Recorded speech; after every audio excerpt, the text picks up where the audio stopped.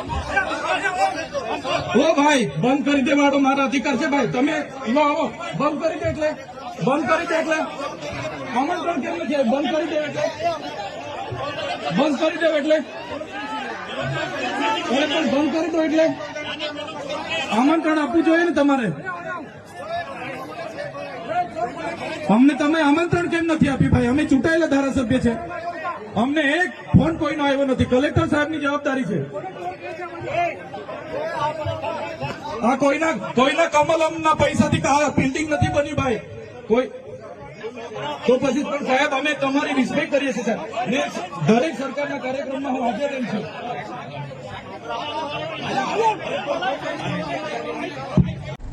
જય માતાજી મિત્રો, આજે મેં જે 9 વાગ્યાનો ટાઈમ મૂક્યો હતો કે હું લાઈવ કરવાની છું, ઈ લાઈવ રોકવા માટે મને મારા ગુરુનો આદેશ આવ્યો કે ભાઈ લાઈવ નથી થવાનું. એટલે ગુરુનો આદેશ ઈ મારા કહેવાય ને શિરોમણી છે, અને એવા સારા સારા સાધુ સંતોનો આવ્યો કે ભાઈ સનાતન ધર્મને છાંટા ઉડે એવો આપણે લાઈવ નથી કરવાનું બેટા, લાઈવ ના કરતી. એટલે બધાનું માન સન્માન રાખીને હું હજુ વાત જ કરતી હતી. એટલે મારું લાઈવ રોકવા માટે પોલીસની મને બે ગાડીઓ મારી પાછળ થઈ, બે ફોર વ્હીલો. વિચાર કરો તમે કેટલી એ વાતમાં પેલી સચ્ચાઈ હશે કે આટલા લોકોને મને રોકવા આવવું પડે છે. અને મારા ઉપર પોલીસની ફરજ રૂકાવવા માટેનો કેસ બનાવ્યો. તો તમે લોકો જોઈ શકો છો વિડીયોની અંદર કે મને કોઈ પોલીસે બહાર કાઢી જ નથી કુંડની અંદર, બરાબર. આજે વગર વાકે તમે કોઈનું બાવડું પકડો તો ભાઈ કોઈ વ્યક્તિ એવું તો કે હું કઈ ગુનેગાર છું તો તમે મારા હાથ પકડો છો. ઓલી પીએસઆઈ નાતી હતી, એ પીએસઆઈ નો હાથ પણ જો કોઈ પકડ્યો હોત ને પોલીસ વાળીએ તો એ શું કેત કે ભાઈ હું ગુનેગાર નથી, તમે આવી રીતે હાથ પકડો છો. તો ત્યાં કુંડની અંદર પીએસઆઈ જેવા અનેક લોકો પાણી અંદર નાહ્યા છે. તો કીર્તિ પટેલ ઉપર એક જ ફરિયાદ કેમ ભાઈ? મારું આ લાઈવ રોકવા માટે આટલું પોલીસ કેમ મારી પાછળ પડી છે? મારો પીછો કરે છે અત્યારે હાલમાં પણ, બરાબર. જય હિન્દ, જય સનાતન. હવે તો કઈ પણ થાય આ સચ્ચાઈ બહાર આવશે ને આવશે. અત્યારે તમે જુઓ પોલીસની આ ખોટી કામગીરી, તમે જુઓ એક દીકરીને રોકવા માટે આટલું પોલીસ પાછળ પડી છે મારી. જય હિન્દ, જય સંવિધાન. હમણાં જ છોડી દે ભાજપ. મનસુખભાઈ, ભાજપ છોડવાથી અમને કોઈને ફેર પડતો નથી. ત્યારે સાંસદ તરીકે તમે એક ધારાસભ્ય પર 75 લાખ રૂપિયા માગણી કર્યા લીધાના આક્ષેપ કરો છો. તમે કહો છો કે કલેક્ટરે અમને રજૂઆત કરી છે અને કલેક્ટર સાહેબે ગઈકાલે ખુલાસો આપ્યો કે મનસુખભાઈ ખોટું બોલે છે, પાયાવિહોણી વાતો કરે છે. ત્યારે મનસુખભાઈએ જાહેરમાં આવીને જનતાને ગેરમાર્ગે દોર્યા છે, એની માફી માંગવી જોઈએ. મનસુખભાઈ, 30 વર્ષથી એક શાસન તમારું છે, એક હતું શાસન તમારું છે, અધિકારીઓ તમારા છે, પોલીસ તમારું છે. તમારા પર એવા પુરાવા હોય તો તમે જાહેર કરો, જનતાને જણાવો. આવી પાયાવા વિહોણી વાતો કરવાનું બંધ કરો. અગર તમે આ જ પ્રકારની તમારી એલફેલ વાતો વાણી વિલાસ કરતા રહેશો તો મજબૂરન અમારે આવનારા દિવસોમાં તમારા પર લીગલી કાર્યવાહી કરવી પડશે. મનસુખભાઈનું ચાલ ચરિત્ર અને ચહેરો ખબર પડી ગઈ છે. ત્યારે આજે ભારતીય જનતા પાર્ટીના સરકાર પર દબાણ કરે છે કે તમે આમાં કાર્યવાહી કરો, નહીં તો હું ભાજપ છોડી દઈશ. જ્યારે તમારે સ્ટેટમેન્ટ આપવાનું હતું, તમે કોઈ સરકારને પૂછ્યું હતું? ત્યારે તમે સરકારને મારા વિરોધમાં સ્ટેટમેન્ટ આપવાનું હતું, તમે ભાજપના નેતાઓને, પ્રદેશના નેતાઓને પૂછ્યું હતું? અને આજે એમને તમે મજબૂર કરી રહ્યા છો કે ચૈતર વસાવાને દબાવો, એમને અટકાવો. આ ચૈતર વસાવા એ સત્ય વાત કરે છે, સાચી વાત કરે છે. સત્ય પરેશાન થઈ શકે છે પણ પરાજિત નથી થતો. કલેક્ટરે કાલે ખુલાસો કર્યો અને મનસુખભાઈનો ચહેરો બહાર પડી ગયો છે. એ આખી જનતા આજે એમના પર થૂકે છે. ત્યારે મનસુખભાઈ, ભાજપમાંથી રાજીનામું આપવાની વાત તમે આગળ પણ કરી હતી, પણ માત્ર ને માત્ર સ્ટન્ટ કરો છો. તમારે રાજીનામું આપવાનું હોય લખીને હમણાં લોકસભાના અધ્યક્ષને આપી આવો. તમારે કોઈને કહેવાની કે પૂછવાની જરૂર નથી. અધ્યક્ષને આપો અને આવો મેદાનમાં, એટલે ખબર પાડી અમે કોણ છે તે. ચૈતરભાઈ વસાવા એ આમ આદમી પાર્ટીના ધારાસભ્ય છે અને જનતાના લોકોના લોક પ્રતિનિધિ છે. ત્યાં મનરેગાનું કૌભાંડ થયું. મેં કીધું અહીંયા મનરેગામાં બચુ ખાબડ, હીરા જોટવાએ કૌભાંડ કર્યું છે. તરત મનસુખભાઈ વસાવા મારા સામે મોરચો માંડી દીધો. મેં કીધું નલ સે જલમાં અહીંયા કૌભાંડ થયું છે. મનસુખ વસાવા મોરચો લઈને કલેક્ટરમાં પહોંચી ગયા. મેં કીધું બોડેલીમાં અને નર્મદામાં કાર્યપાલક ઇજનેરની બોગસ કચેરી ચાલે છે. મનસુખ વસાવા મોરચો લઈને ત્યાં પહોંચી ગયા. મેં કીધું અહીંયા નકલી કોલેજ જીએનએમ ના નામે ચાલે છે. મનસુખ વસાવા મારી સામે મોરચો લઈને પહોંચી ગયા. આજે જયારે નરેન્દ્રભાઈ મોદી અમારા ડેડિયાપાડામાં આવ્યા, મેં જે પ્રતિમા સ્થાપિત એને ફૂલહાર કર્યું, 50 કરોડનો ખર્ચો થયો અને ટ્રાઇબલ સપ્લાન માંથી ખર્ચો થયો. અમારા લોકોને અહીંયા ફૂડ બિલ મંજૂર નથી થતા, સિકલ સેલની ગ્રાન્ટ મંજૂર નથી થતી અને કરોડો રૂપિયાના તમે તાઇફા કરો. ધારાસભ્ય તરીકે એ માહિતી મેળવવાનો મારો અધિકાર છે. મેં માહિતી માંગી છે એટલે માહિતી માંગી અને મેં તપાસની માંગ કરી છે. રેલો મનસુખભાઈના ઘર સુધી જવાનો છે એટલે મનસુખભાઈ ડરેલા છે, ગભરાયેલા છે અને રાજીનામું આપવાની વાત કરે છે. સરકારને દબાવે છે, બ્લેકમેલ કરે છે, મજબૂર કરે છે. હું રાજીનામું આપીશ, હું રાજીનામું આપીશ. ભાઈ તમે સ્ટેટમેન્ટ આપો છો ત્યારે સરકારને, તમારી પાર્ટીને પૂછો છો? તમે આ પ્રકારના પાયાવિહોણા સ્ટેટમેન્ટ આપો છો. એટલે મનસુખભાઈ માનસિક રીતે બીમાર છે. એમણે કોઈ મનોચિકિત્સકની સારવાર લેવી જોઈએ અને એમના મનમાં એવું છે કે હું કરું એ જ અહીંયા થાય, હું જ સર્વે સર્વા, હું જ પાર્ટીનો મોભી. તો એવું નથી. મનસુખભાઈ એકવાર પટ્ટો ઉતારીને મેદાનમાં આવે ને, એમને ખુરશી આપવા માટે અમારા વિસ્તારમાં કોઈ તૈયાર નથી. દોસ્તો, આમ આદમી પાર્ટી દ્વારા જ્યાં સભા રાખવામાં આવે ઈ જગ્યાના માલિકને તરત જ પોલીસ સ્ટેશનમાંથી કે મામલતદાર ઓફિસમાંથી કે ભાજપની ઓફિસમાંથી ફોન કરવામાં આવે કે ભાઈ તમે કેમ જગ્યા આપી. દોસ્તો, આમ આદમી પાર્ટીની સભા કદાચ થઈ જાય, 4 આગેવાન પોતાની વાત રજૂ કરી જાય તો એમાં ગુજરાતમાં તકલીફ શું પડી જાય છે? આ થઈ સભા, હું બોલીશ, કેજરીવાલ સાહેબ કહેશે, ઈશુદાનભાઈ 4 વાતો આપણને રજૂ કરશે, એમાં તકલીફ શું પડે છે? શા માટે ના પાડવી પડે છે? દારૂ વેચનારાને તો કોઈ ફોન કરીને પૂછતો નથી કોની જગ્યામાં દારૂ વેચે છો. અવાજ વધારો ને ભાઈ, કેમ આમ કરો છો? એની ઉપર વધારો. દારૂ વેચનારાને તો કોઈ પૂછતું નથી ભાઈ કે કઈ જગ્યામાં બેસીને દારૂ વેચે છો, કોને પૂછીને વેચે છો. બેફામ દારૂ વેચાય છે, ડ્રગ્સ વેચાય છે. જમીન માફિયાઓ ગમે એની જમીન ઉપર કબજા કરી લે છે અને તોડ કરી જાય છે, તો કોઈ પૂછવા વાળું ગુજરાતમાં નથી. આમ આદમી પાર્ટીની સભા કરવી હોય તો પૂછે છે કે આને જમીન શું કામ આપી, જગ્યા શું કામ આપી.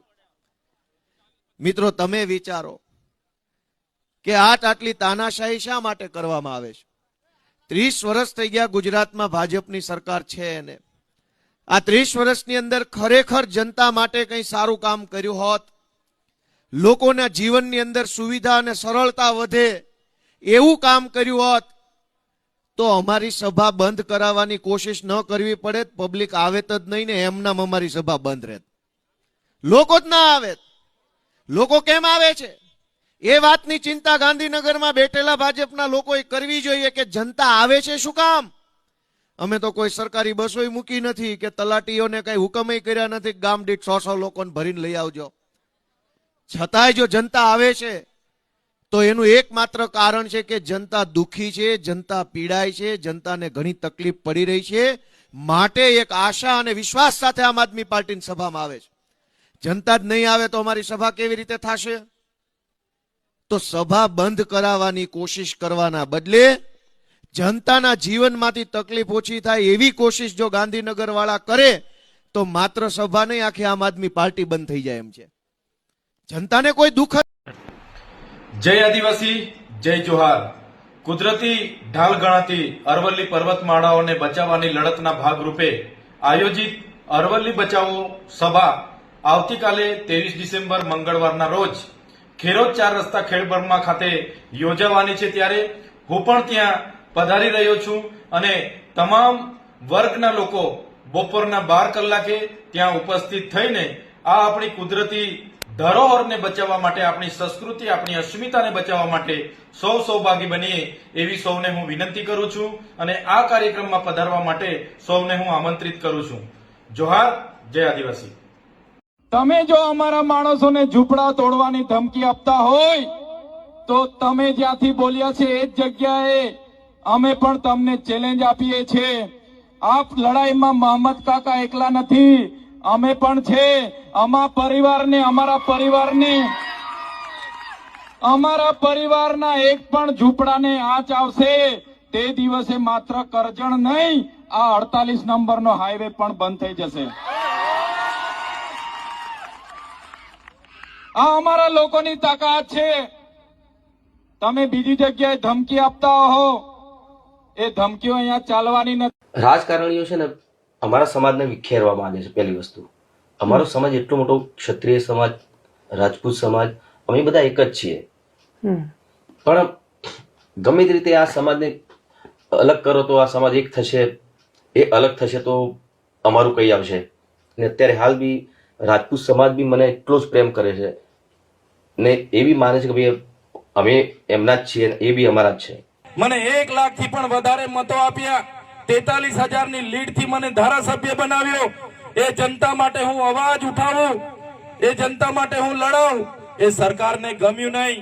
મને આજે ડેડિયાપાડામાં જવા માટેની પ્રતિબંધ છે. ડેડિયાપાડાની હદમાં હું પ્રવેશ કરું, મારી શરતો રદ થાય, મારે ફરી વડોદરાની જેલમાં જવું પડે અને ફરી ચૂંટણીઓ સુધી હું ના નીકળું, એવું આ લોકોની સાજિશ છે. ત્યારે તમે વિચાર કરો, આ સરકારની નીતિઓ અમને ખોટી રીતે, હજુ પણ કેમ છું, અમારા લોકોને ખોટી રીતે હેરાન પરેશાન કરવાનું જો કામ પોલીસ અધિકારીઓ કરશે તો અમે આખા ગુજરાત, મહારાષ્ટ્ર, મધ્યપ્રદેશ, રાજસ્થાનના આદિવાસીઓને કેવડિયા પધારવાનું અમે જાહેર આમંત્રણ આપીશું. અને તે દિવસે કાયદો વ્યવસ્થા બગડશે એની જવાબદારી જે તે પોલીસ અધિકારીની રહેશે, જે તે પ્રશાસનની રહેશે. એટલે હોય, ડેટોક્સના હોય, યુપીએલના હોય, ગોદરેજના હોય, તમારા પર જેટલા લોકોના કોન્ટેક્ટ નંબર હોય એમને કહો આજે અમારી પડેલી છે, બધા આવો. આપણે અહીંયા બેસવાનું છે, આપણે કોઈ સાથે લડાઈ ઝઘડા નથી કરવાના, આપણે ગેટના અંદર નથી જવાનું, ગેટની બહાર આપણે અહીંયા બેસીશું. ખ્યાલ આવે છે ને?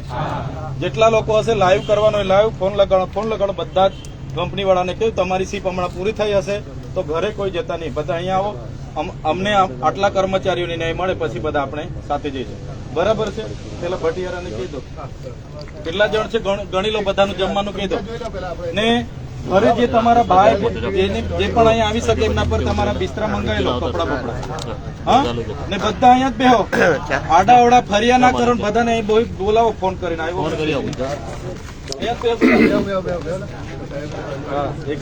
એમની મનમાની થોડી અહીંયા ચાલવાની છે.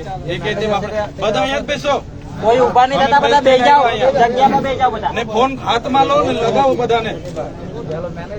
બરાબર? અહીંયા ગેટ પર તમારા કપડા.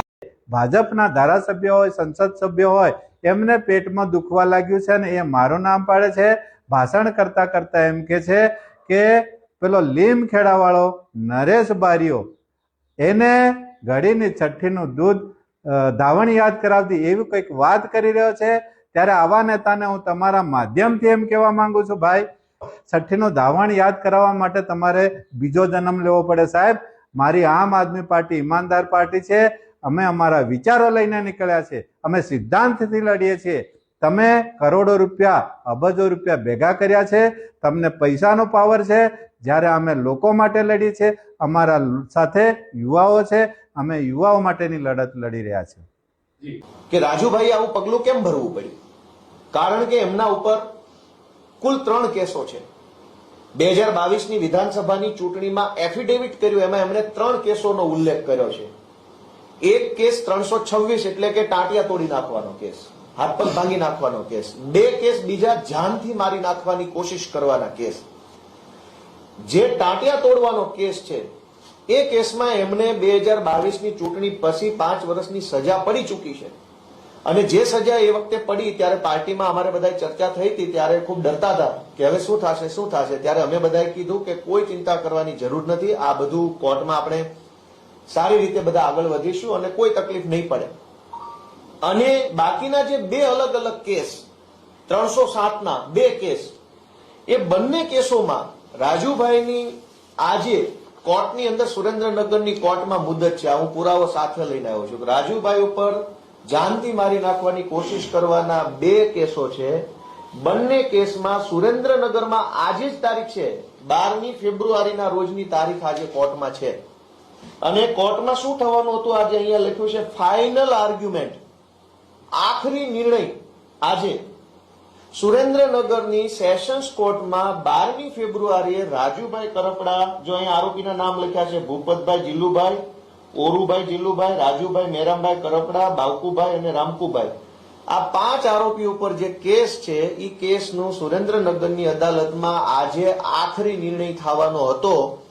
એટલે ભાજપ તરફથી એમના ઉપર પૂરું દબાણ કરવામાં આવ્યું કે જો 12 તારીખે પ્રેસ કોન્ફરન્સ કરીને આમ આદમી પાર્ટી ઉપર સ્ક્રિપ્ટ પ્રમાણેના આરોપ નહીં લગાવવામાં આવે તો કોર્ટમાં કંઈ પણ થઈ શકે છે. અને બંને કેસોમાં એક જ તારીખ, બે અલગ અલગ કેસ છે. આ કેસનો નંબર છે 43/2018, સેશન્સ કોર્ટનો કેસ છે 43/2018, આ છે 44/2018. બંને કેસમાં આજે ફાઇનલ હિયરિંગ છે અને જો રાજુભાઈ આજે આ પ્રેસ કોન્ફરન્સ કરીને ભાજપે આપેલી સ્ક્રિપ્ટ પ્રમાણે આરોપ ન લગાવતા તો કદાચ આજે એમને કોર્ટની અંદર કોઈ મોટી સજા. નમસ્કાર મિત્રો, જય જવાન જય કિસાન. તાજેતરમાં રાજુભાઈ કરપડાના રાજીનામાના સમાચાર સાંભળીને હું વ્યક્તિગત રીતે ખૂબ દુઃખી છું, કારણ કે હળદર મુકામે મેં અને રાજુભાઈ બંનેએ ગુજરાતના ખેડૂતો માટે એક મજબૂત લડાઈ લડી, ગુજરાતના ખેડૂતો માટે એક મજબૂત અવાજ ઉઠાવવાનો અમે બંનેએ પ્રયત્ન કર્યો અને ત્યારબાદ આ ગુજરાતના ખેડૂતોની લડાઈને તોડી નાખવા માટે, ગુજરાતના ખેડૂતોની આ ક્રાંતિને પૂરી કરી દેવા માટે ગુજરાતની આ ભાજપ સરકારે મને અને રાજુભાઈને અને બીજા અન્ય નિર્દોષ ખેડૂતોને ષડયંત્ર કરી અને 108 દિવસ સુધી અમને જેલમાં ગોંધી રાખ્યા, ખોટી રીતે અમને જેલમાં નાખ્યા. જેલમાં પણ આ ભાજપની સરકારે અમને યાતનાઓ આપવામાં કંઈ બાકી ન રાખ્યું, અમને હેરાન કરવામાં કંઈ બાકી ન રાખ્યા, અમારી ઉપર પ્રેશર બનાવવામાં પણ આ ભાજપની સરકારે કંઈ બાકી ન રાખ્યું. અને એટલા માટે મને શંકા છે કે બીજેપીની આ પ્રેશર ટેકનિકના કારણે ક્યાંક અને ક્યાંક રાજુભાઈએ રાજીનામું આપ્યું હોય એવી મને શંકા છે. પરંતુ હજુ પણ અમારા પાર્ટીના તમામ નેતાઓ અને મારે પણ રાજુભાઈ કરપડા સાથે વાત થઈ નથી. અમે એમની સાથે જ્યારે વાત કરીશું ત્યારે અમને ચોક્કસથી યોગ્ય કારણ જાણવા મળશે અને જ્યારે યોગ્ય કારણ જાણવા મળશે ત્યારે ચોક્કસથી અમે ગુજરાતની જનતા સામે એ યોગ્ય કારણ મૂકીશું. આભાર. પ્રવીણ રામ, પ્રદેશ ફ્રન્ટલ અધ્યક્ષ, આમ આદમી પાર્ટી. આજે સન્માન્ય વિધાનસભાના ગૃહમાં મારા જે તારાંકિત પ્રશ્ન હતા એમાં 23 નંબરનો પ્રશ્ન હતો, નર્મદા અને દાહોદ જિલ્લામાં કુપોષિત બાળકોની સંખ્યા કેટલી છે?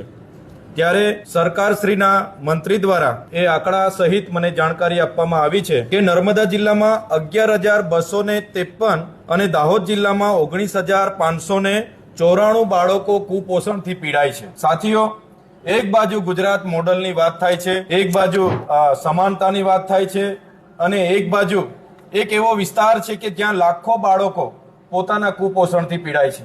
જ્યારે પણ સીએમ નો કાર્યક્રમ હોય, મંત્રીનો કાર્યક્રમ હોય, વડાપ્રધાનનો કાર્યક્રમ હોય, 2 કરોડના નાસ્તાના ખર્ચા કરવામાં આવે છે, 7,71,00,000ની ત્યાં ભીડ ભેગી કરવા માટે બસોનો ઉપયોગ કરવામાં આવે છે, 3,3,3500 રૂપિયાની થાળી ત્યાંના મહેમાનો માટે પીરસવામાં આવે છે, 15 કરોડના ડ્રોમ, મંડપ અને સ્ટેજો બનાવવામાં આવે છે, પણ ત્યાંના બાળકોના કુપોષણ દૂર કરવા માટેના ફૂડ બિલો મંજૂર કરવામાં આવતા નથી. જણાવવામાં આવે છે કે ગ્રાન્ટ નથી. આંગણવાડીઓનો પગાર વધારો કરવામાં નથી આવતો, આંગણવાડીઓના ગરમ નાસ્તાના અને ફ્રૂટના બિલો મંજૂર કરવામાં નથી આવતા, જણાવવામાં આવે છે કે ગ્રાન્ટ નથી.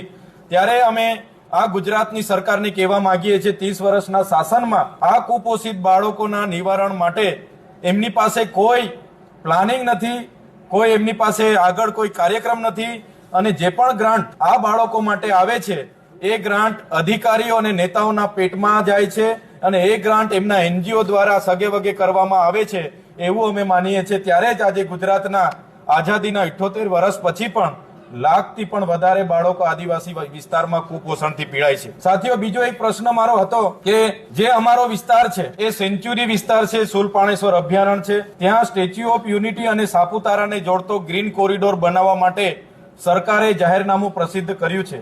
ત્યારે એ વિસ્તારમાં 21 ગામો અને એમની ગ્રામ પંચાયતોએ 4 વખત ગ્રામ સભાઓમાં આ પ્રોજેક્ટ અમને મંજૂર નથી, અમે એમાં જમીન આપવાના નથી, એ પ્રકારના ગ્રામ સભાઓના સર્વાનુમતે અસહમતિ દર્શાવતા ઠરાવો આપવામાં આવ્યા છે.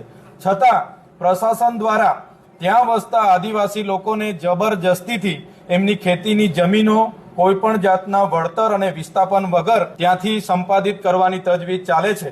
ત્યારે આજે એ પ્રશ્નને લઈને પણ અમારો વિધાનસભામાં પ્રશ્ન હતો 46 નંબરનો. ત્યારે આજે આપના માધ્યમથી અમે સ્પષ્ટ કરવા માંગીએ છીએ, એ ડેડિયાપાડા સાગબારાના વિસ્તારમાં એ પ્રોજેક્ટ અમે સર્વાનુમતેથી નામંજૂર કરતો અસહમતિનો ઠરાવ આપ્યો છે અને આવનારા દિવસોમાં પણ વિકાસના નામે એક પણ ઇંચ જમીન અમે ત્યાં આપવાના નથી. એ જ પ્રકારના સાથીઓ, આજે મારો એક ત્રીજો પ્રશ્ન 55 નંબર પર અમારા વિસ્તારમાં નર્મદાથી પાણી પુરવઠાની એક ઝરવાણી પ્રોજેક્ટ બનવાની છેલ્લા 3 વર્ષથી કામ ચાલે છે. 54 ગામમાં અમે પાણી પૂરું પાડીશું એમ દર્શાવીને કરોડો રૂપિયાના એમને બિલો ચૂકવવામાં આવ્યા છે. આજે એક પણ ગામને એક ટીપું પાણી પણ એ યોજનાથી મળ્યું નથી અને અત્યારે પણ કહેવામાં આવે છે કે તાત્કાલિક અસરથી એ તમને પાણી મળશે. સાથીઓ, આ એક ભ્રષ્ટાચારનો ઉત્તમ નમૂનો છે. કરોડો રૂપિયાની યોજનાઓ બને છે અને એના બિલો પણ ચૂકવાઈ જાય છે, પણ ગ્રાઉન્ડ પર લોકોને પાણી મળતું નથી. નલ સે જલનો ઉત્તમ ઉદાહરણ છે. એનો જે એક ભાગ છે. એવી અનેક પાણી પુરવઠા યોજનાઓ ગુજરાતમાં બની છે. ભ્રષ્ટાચાર કરવા માટે એમના નેતાઓ, એમના મળતિયાઓ અને એમના અધિકારીઓએ ભ્રષ્ટાચાર કરવા માટે જ આ પ્રકારની યોજનાઓ કરી હશે એવું અમે માનીએ છીએ. ભાજપના આદિવાસી નેતાઓ એવું કહેતા હતા કે હવે ચૈતર વસાવા ક્યારેય બહાર નહીં નીકળી શકે. ચૈતર વસાવાનું રાજકીય જીવન ખતમ થઈ ગયું.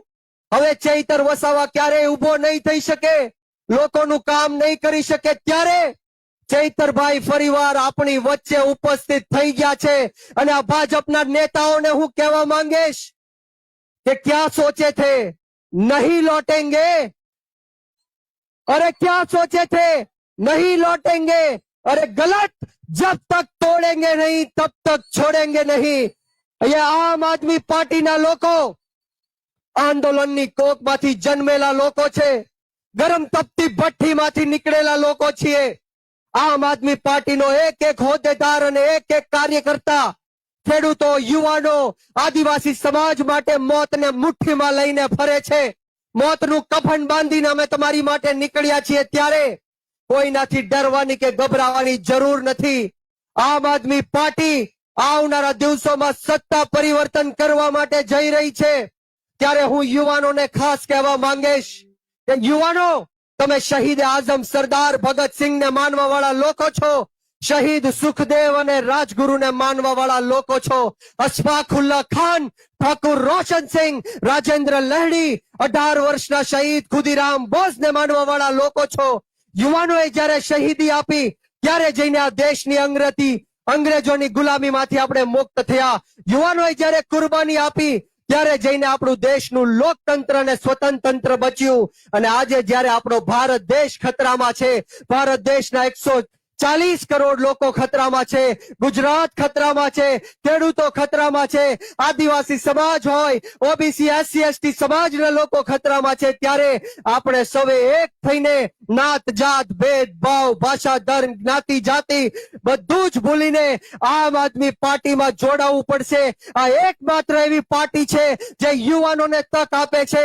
આમ આદમી પાર્ટીમાં જોઈ લો, ચૈતરભાઈ વસાવા યુવા, ગોપાલભાઈ ઇટાલિયા યુવા, હેમંતભાઈ ખવા યુવા, મનોજભાઈ સોરઠિયા યુવા, પાયલબેન સાકરિયા યુવા, રાજુભાઈ કરપડા યુવા, પ્રવીણભાઈ રામ યુવા. આ માત્ર ને માત્ર યુવાનોની પાર્ટી છે.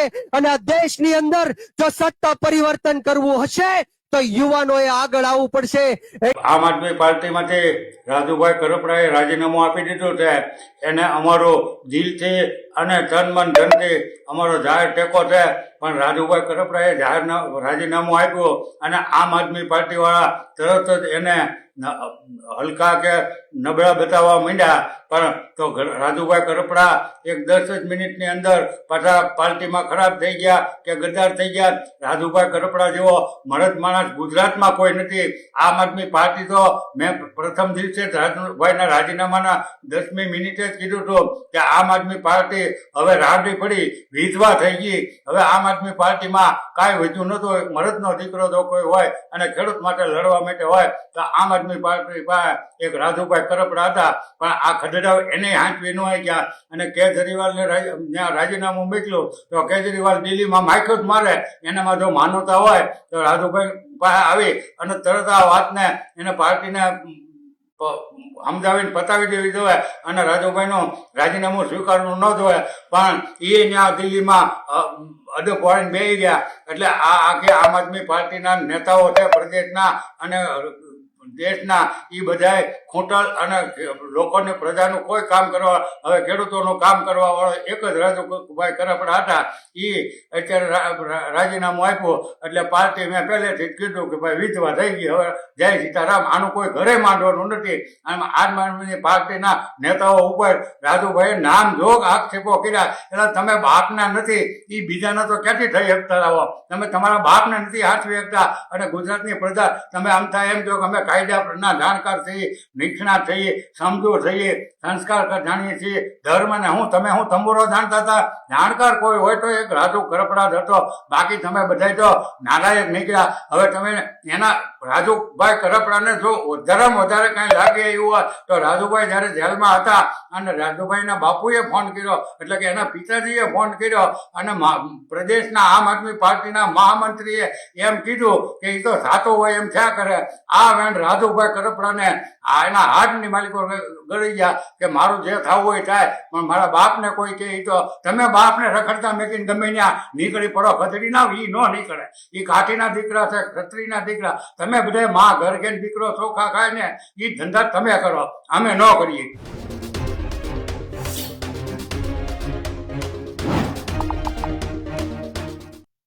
ચૈતરભાઈને આપના માધ્યમ દ્વારા જવાબ આપું છું.